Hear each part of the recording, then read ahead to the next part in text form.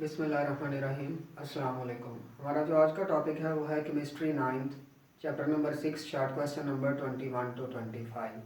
Short question number 21 is justify with an example that solubility of salt increases with the increase in temperature. आप इस बात की कैसे वजाहत करेंगे कि अगर टेम्परेचर बढ़ा दिया जाए तो साल्ट्स की सॉल्युबिलिटी बढ़ जाती है। जो बच्चे इंग्लिश मीडियम हैं आप अपनी बुक से पेज नंबर 106 खोलें और आपको हेडिंग नज़र आएगी heat is absorbed.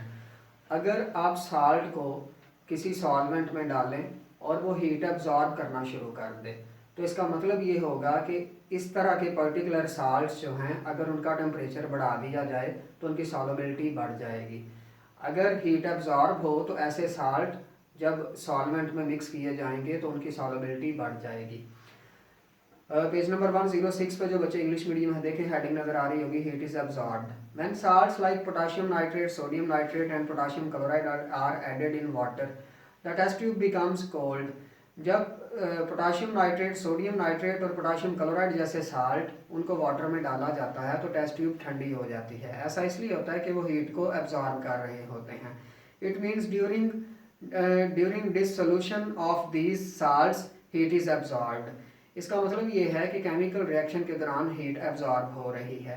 Such dissolving process is called endothermic. इस तरह के प्रोसेसेस को एंडोथर्मिक प्रोसेस कहते हैं। ऐसे केमिकल रिएक्शंस जिनमें हीट एब्जॉर्ब हो उनको एंडोथर्मिक केमिकल रिएक्शंस बोलते हैं। नीचे आप इक्वेशन भी मेंशन करेंगे solvent plus solute plus heat is equal to solution. Solubility usually increase with the increase in temperature for such solutes. आपका यहाँ तक आंसर होगा। और जो बच्चे उर्दू मीडियम हैं आप अपनी टेक्स्ट बुक से पेज नंबर 123 खोलें। आपको हेडिंग नज़र आ रही होगी हरारत जज़ब होती है।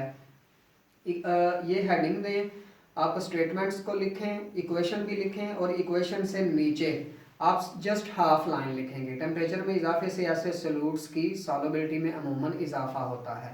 इस क्वेश्चन का आंसर आपका यहाँ तक होगा। इसमें क्या कंसेप्ट था वो आप समझ चुके हैं। Next one is how does nature of attractive forces और solute and solvent affect the solubility.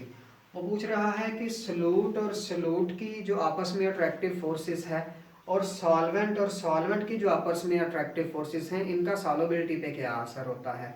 अगर सॉल्यूट मींस जो सॉल्यूट के मॉलिक्यूल्स हैं या फार्मूला यूनिट्स हैं अगर उनकी आपस की अट्रैक्टिव फोर्सेस ज़्यादा होंगी तो केमिकल रिएक्शन बहुत स्लो होगा। अगर सॉल्वेंट इनके मॉलिक्यूल्स या फार्मूला यूनिट्स की अट्रैक्टिव फोर्सेस आपस में मजबूत होंगी, ज़्यादा होंगी तो फिर भी केमिकल रिएक्शन बहुत स्लो होगा। अगर सॉल्यूट के मॉलिक्यूल्स या फार्मूला यूनिट्स और सॉल्वेंट के मॉलिक्यूल्स या फार्मूला यूनिट्स इनकी आपस में अट्रैक्टिव फोर्सेस अगर स्ट्रांग होंगी, ये एक दूसरे को स्ट्रांग अट्रैक्टिव फोर्सेस से अट्रैक्ट करेंगे तो सॉल्यूट के मॉलिक्यूल्स या फार्मूला यूनिट्स ब्रेक हो जाएंगे और सॉल्वेंट में डिजॉल्व हो जाएंगे और सॉल्वेंट के जो फार्मूला यूनिट्स या मॉलिक्यूल्स हैं वो ब्रेक हो जाएंगे और सॉल्यूट में डिजॉल्व हो जाएंगे। तो केमिकल रिएक्शन स्पीड से हो इसके लिए सॉल्यूट और सॉल्वेंट इनमें केमिकल की जो अट्रैक्टिव फोर्सेस हैं उनका ज़्यादा होना ज़रूरी है। अगर सॉल्यूट अट्रैक्टिव फोर्सेस ज़्यादा हों या सॉल्वेंट अट्रैक्टिव फोर्सेस ज़्यादा हों तो केमिकल रिएक्शन बहुत स्लो होगा। इस क्वेश्चन की स्टेटमेंट आप एक्सरसाइज के जो शॉर्ट क्वेश्चन हैं उधर से रीड करेंगे और इसका आंसर टेक्स्ट बुक पे आपको नहीं मिलेगा। इसके लिए आप की बुक यूज़ करें या नोट्स यूज़ करें। Next one is collide.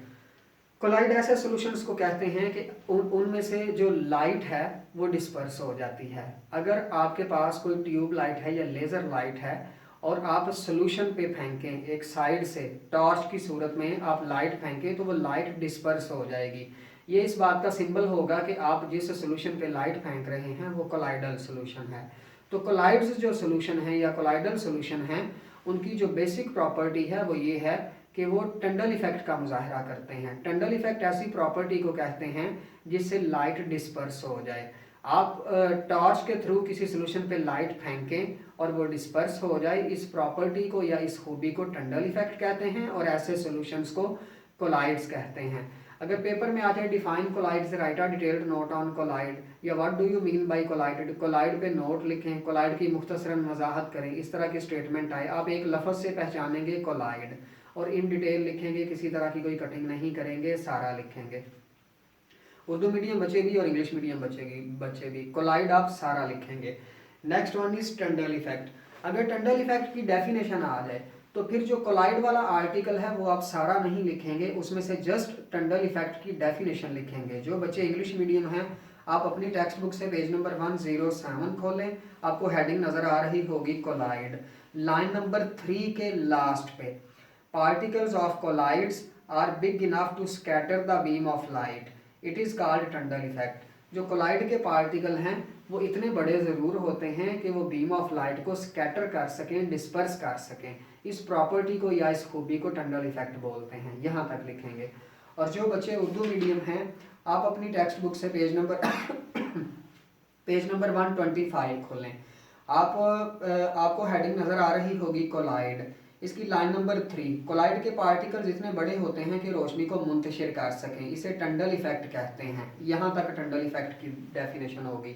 अगर पेपर में कोलाइड आ जाए तो फिर इन डिटेल सारा लिखेंगे। अगर डिफाइन टंडल इफेक्ट आ जाए या what do you mean by Tyndall effect आ जाए, टंडल इफेक्ट से आपकी क्या मुराद है, टंडल इफेक्ट किसे कहते हैं, टंडल इफेक्ट की वजाहत करें, टंडल इफेक्ट की तारीफ करें, तो फिर आप जस्ट डेफिनेशन लिखेंगे। फिर आप कोलाइड को सारे को एक्सप्लेन नहीं करेंगे। अब यहाँ पे कंफ्यूज कर रहा है, आर्टिकल वही है, जस्ट नेम चेंज किया है। कोलाइडल सॉल्यूशंस को फाल्स सॉल्यूशन भी बोलते हैं और कोलाइडल सॉल्यूशन भी बोलते हैं। यहाँ पे टर्म कोलाइड यूज नहीं कर रहा, फाल्स सॉल्यूशन यूज कर रहा है या कोलाइडल सॉल्यूशन यूज कर रहा है। ऐसे सॉल्यूशंस जो टंडल इफेक्ट की प्रॉपर्टी जिनमें पाई जाए उन सॉल्यूशंस को फाल्स सॉल्यूशन भी बोलते हैं और कोलाइडल सॉल्यूशन भी बोलते हैं। इसका मतलब ये है कि अगर कोलाइड आए पेपर में, फाल्स सॉल्यूशन आए या कोलाइडल सॉल्यूशन आए तो आंसर एक ही होगा, आप कोलाइड वाला आर्टिकल सारा लिखेंगे। अस्सलाम वालेकुम।